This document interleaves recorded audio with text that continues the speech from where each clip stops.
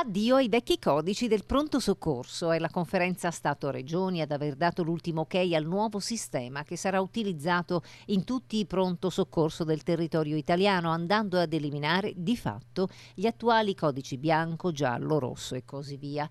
Il nuovo sistema introduce i numeri. Si parte dal numero 1 fino al numero 5 e non solo ci diranno quanta emergenza c'è nell'intervento dei sanitari, ma anche quanta attesa è prevista da un minimo ad un massimo di minuti.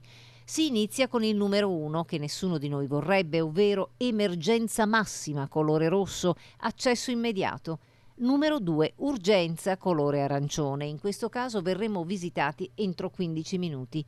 Numero 3, urgenza stavolta differibile colore azzurro e qui potremo aspettare anche 60 minuti prima di essere visitati.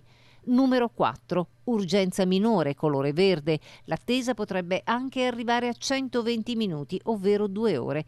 Ed infine numero 5, non urgenza. E qui, sempre che non vi siano urgenze che subentrano, verremo visitati entro 240 minuti, vale a dire che la nostra attesa al pronto soccorso potrebbe estendersi anche alle 4 ore. Prima di essere attuativa questa nuova disposizione è previsto un periodo cosiddetto di transizione di 18 mesi e poi chissà che a rivolgersi al pronto soccorso siano soltanto le vere emergenze. Per tutti gli altri casi vi è sempre il buon medico di famiglia o la guardia medica.